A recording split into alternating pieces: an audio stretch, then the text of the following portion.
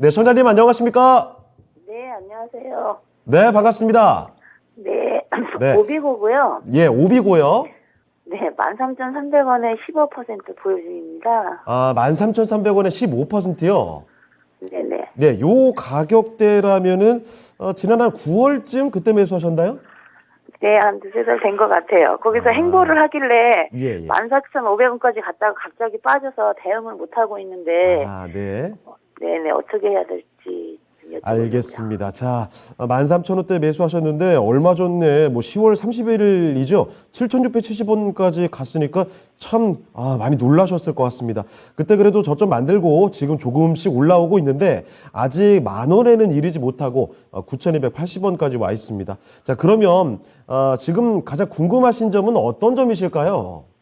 네, 자율주행에서 미래의 성장성은 있는 것 같은데 네. 어제 리포트도 뭐 이제 내년에는 이익 전망으로 나오고 해서 네. 보유를 해서 더 추가 매수를 해도 되나 아니면 여기서 손절 타이밍을 잡아서 좀 손실을 덜 보고 나와야 되나 궁금해서요. 알겠습니다. 역시 맞습니다. 자율주행 관련주, 자율주행 우리 미래를 보고 달려가는 종목이기 때문에 기대는 되는데 이렇게 주가가 좀 흔들리면 보유하기가 좀 쉽지가 않아지죠. 자, 그러면 오비고 추가 매수를 해도 괜찮을 종목인지 아니면 여기서 좀 손실을 감안하고서라도 끊어가야 되는지 전략을 한번 지금부터 알아볼게요.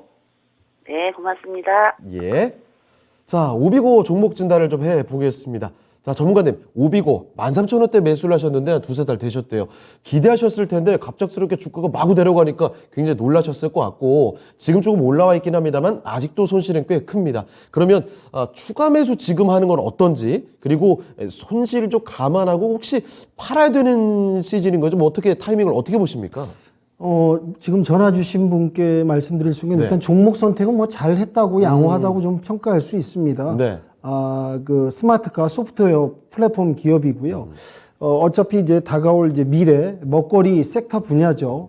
모빌리티 네. 관련 기업이고 어차피 이 시장은 이제 넓어지고 확장되고 내년이 또 기대되는 부분이 있습니다. 근데 이제 예. 9월 달 9월 한 20일경 전후 한 중순 경우에 아마 13,000원대 매집을 하신 것 같은데요. 네. 9월 이후 지금 지금 12월인데 이 차트의 주가도 지금 뭐 일반적인 종목들하고 거의 차트 모형이 유사합니다. 네. 대내적인 악재에서 계속 흘러 내려오다가 지금 보니까 11월에 드디어 이제 바닥을 찍고 7,600원 저점을 딛고 이제 추사 전환하는 차트상 이평선 모양이라든지 보조지표 MACD, RSI도 보면은 이제 특히 보조지표도 이제 저점에서 이제 추세 전향 방향을 하는 크로스를 이제 넘어서 갖고 좀 올라오고 있는 그런 차트의 모양새라고 설명드릴 수 있을 것 같고요. 앞으로 이제 이제 자동차 모빌리티도 단순한 우리가 차 안의 공간이라는 데가 단순히 물론 이제 운전하고 휴식하고 이동하는 공간으로 그치는 게 아니라 예. 다양한 그 소프트웨어가 들어갑니다. 뭐 음악부터 해서 맞습니다. 여러 가지 이제 시청각부터 해갖고 여러 가지 다양한 기능이 들어가고 통신망까지 또 입혀지니까요. 이런 부분에서 소프트웨어 플랫폼을 이제 개발하는 기업이니까 상당히 앞으로 전망은 좋다 볼 수가 있고요. 또한 LG U+가 오비고하고 이제 제휴해서 지분 확보 부분도 있습니다. 이런 부분이 있고 내년에 주가 상승이 어느 정도 기대되고 있고 이제 매출이나 실적 부분이 좀 증가할 수 있다. 이런 부분에 있어서는 그다지 전망이 어둡거나 그러지는 않기 때문에 실적 부분에서 턴어라운드도 기대가 되고요.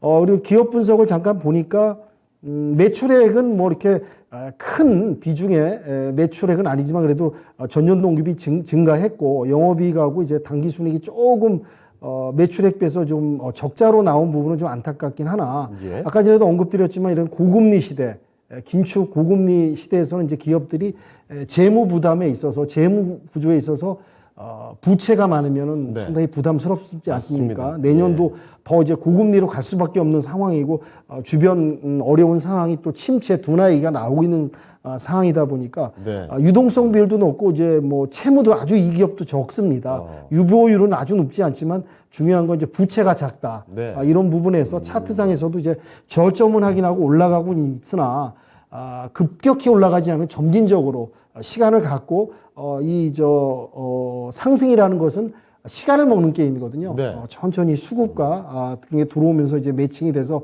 올라가는 부분이 있다 보니까 일단은 이제 10,000원을 돌파하는 게 관건인데요. 네. 지금 현금 비중이 얼마나 있으신지 제가 모르겠습니다만 지금 보니까 15% 정도 들어가셨네요. 네. 그러니까 이제 비중은 아주 많지는 않습니다. 다행히 뭐 30%, 40%라면 좀 부담스러울 수 있는데 맞아요. 15% 정도면은 이 종목은 뭐 이렇게 청산이나 손절하지 마시고요. 네. 대신에 비중을 실으시려면 특히 이제 다음 주가 FOMC 결과 발표도 있고 미국 큰 CPI도 이벤트. 있습니다. 예. 급하게 마음 먹을 필요 없고요.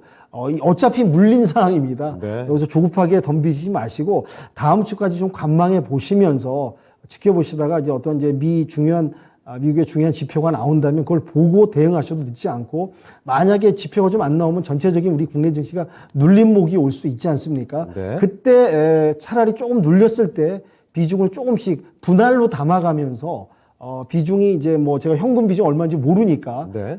이제 본인의 투자 성향에 맞게 비중을 갖다 조절해서 담으시면서 적정가 내지 진입가가 왔을 때 비중을 좀 또 덜어내고 이렇게 전략적으로 가면 어떨까? 그러니까 이 기업은 앞으로 미래 성장성이라든지 실적이라든지 이런 턴어라운드 기대가 되고 성장세는 어둡지 않습니다. 종목이라든지 미래 모빌리티 분야니까 충분히 기대될 수 있는 부분이니까요. 대신에 조금 한숨을 좀 이렇게 릴렉스 하시면서 다음 예. 주 결과 보시면서 주가 변동에 따라서 비중을 조금씩 늘려가시라 이 말씀. 급격히 뭐 추가하지 마시고 덤비지 마시고 네. 관망하면서 조금 시간을 갖고 진행하셨으면 무리가 없을 듯해 보입니다. 네. 자, 소장님, 오비고 살펴드렸습니다. 일단 주가가 최근에 많이 떨어졌기 때문에 걱정이 굉장히 많으셨을 것 같은데, 뭐, 손절 생각도 하셨잖아요. 자, 그런데 손절까지 생각할 필요는 크게 없을 것 같아요. 일단 지금은 좀 힘드시겠지만, 시간을 갖고 여유있게 보유해 가시면, 이 종목은 뭐 크게 부채도 있는 종목도 아니고, 앞으로 미래 성장성이 있으니까 쭉 보유해 나가신다면, 손실 다 줄이고, 수익으로 나올 수 있지 않을까 싶습니다. 다만, 추가 매수도 지금 고민하셨죠? 추가 매수를 지금 당장 하시면 안 될 것 같고요. 다음 주에 또 이어지는 큰 이벤트들이 있지 않습니까? CPI 발표도 있겠고 FOMC도 있으니까 그 결과들을 확인하고 시장이 좀 요동칠 거예요. 그때 조금 주가가 낮아졌다 싶으면 그때 추가 매수를 조금씩 해서 비중을 살짝 늘려가시면 좋을 것 같습니다. 그리고 쭉 보유해 보시면 좋을 것 같네요. 답변 되셨습니까? 네, 감사합니다. 수고하십시오. 알겠습니다. 다음에 또 궁금하시면 바로 전화 주세요. 네. 네, 좋은 저녁 보내시길 바랍니다. 네. 네. 자, 이렇게 해서 첫 번째 전화 종목 진단을 해봤습니다. 오비고 살펴드렸는데요.